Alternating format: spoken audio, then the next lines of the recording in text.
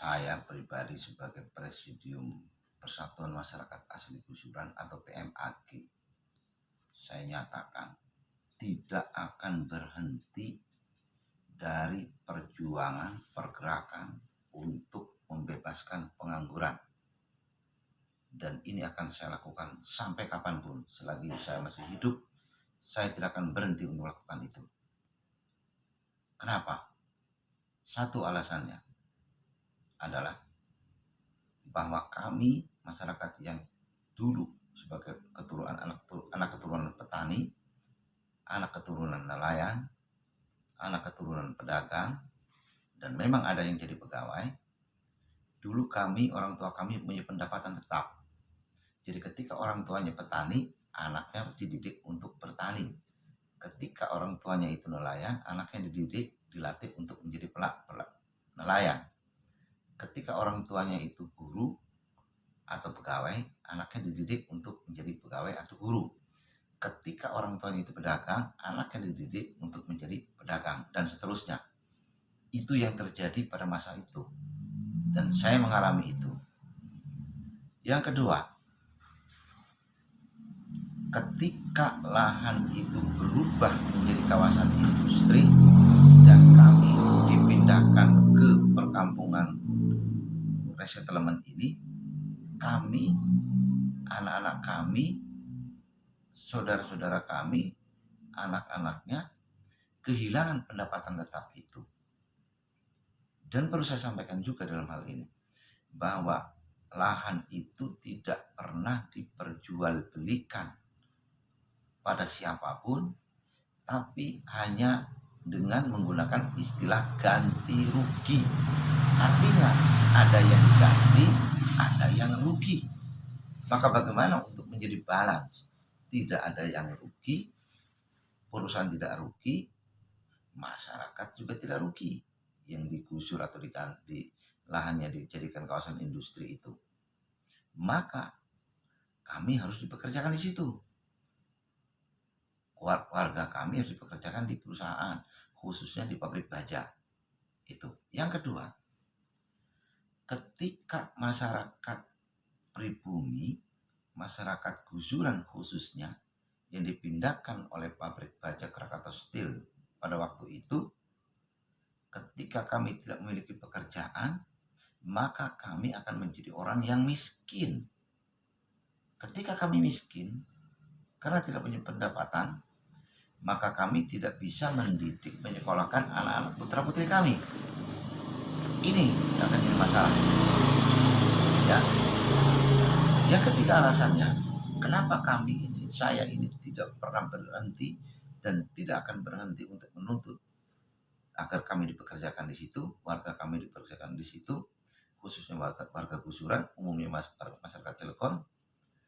Alasannya, kami tidak mau ada ketidakseimbangan antara masyarakat pendatang yang kebetulan sudah direkrut oleh perusahaan, sehingga ketika mereka datang itu mereka sudah jadi karyawan. Sementara kami melamar, ditolak. Melamar, dijanjikan nanti. Ada perusahaan yang sudah kami kirim lamarannya mulai tahun 2018, 2019, 2020 sampai 2021 ini belum ada jawabannya.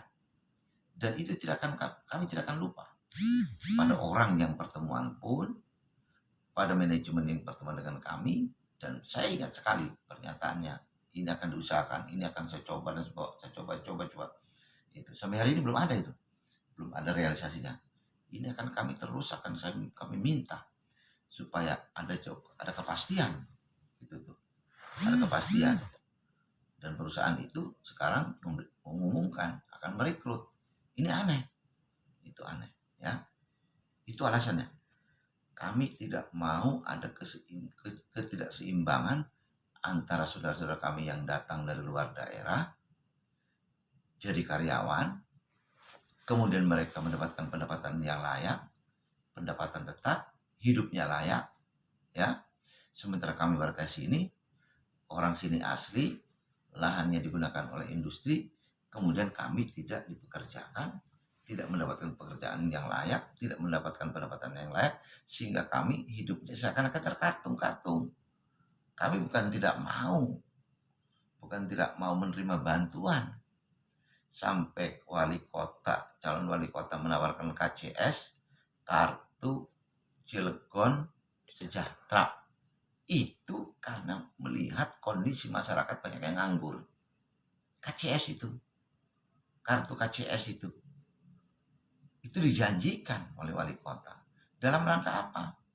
Sebetulnya itu isi kalimat itu adalah bahwa industri harus berpihak pada masyarakat lokal untuk memperkerjakan biar punya pendapatan tetap. Ketika ini tidak dilakukan, maka masyarakat itu akan mempertanyakan tentang KCS itu. Ini akan jadi masalah ini. Maka kami minta sekali lagi pada pihak industri, tolong jangan dipikirkan, jangan ditimbang-timbang, pekerjakanlah kami sesuai dengan kemampuan dan sesuai dengan yang kami bisa.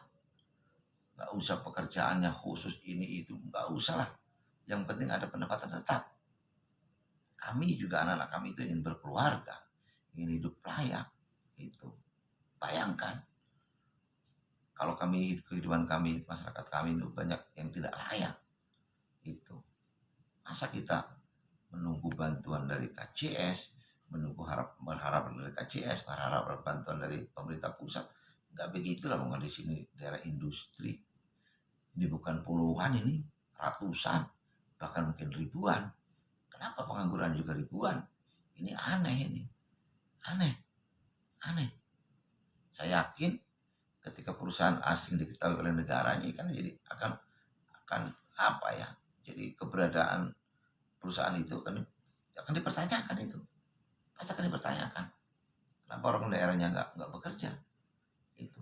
Maka sekali lagi kami minta kepada pihak industri untuk segera mengambil langkah mempekerjakan kami di pabrik-pabrik yang ada, khususnya di kawasan industri Krakatau Steel atau Kiek. Karena itu lahan kami dulunya, dan pertanian, lahan ekonomi orang tua kami. Kami hidup di situ. Maka kami kembalikanlah menjadi karyawan di situ, biar kami juga dapat mendapatkan pendapatan. Kami juga bisa hidup layak, bisa keluarga, mengembangkan keluarga. Itu maksud kami, itu hanya itu saja. Jangan sampai terjadi ketidakseimbangan antara yang pendatang dengan masyarakat lokal. Jangan sampai terjadi. Kalau itu terjadi, khawatir terjadi perselisihan antara pendatang dengan masyarakat lokal. Tolong itu diperhatikan, tolong itu diambil langkah yang tepat. Terima kasih.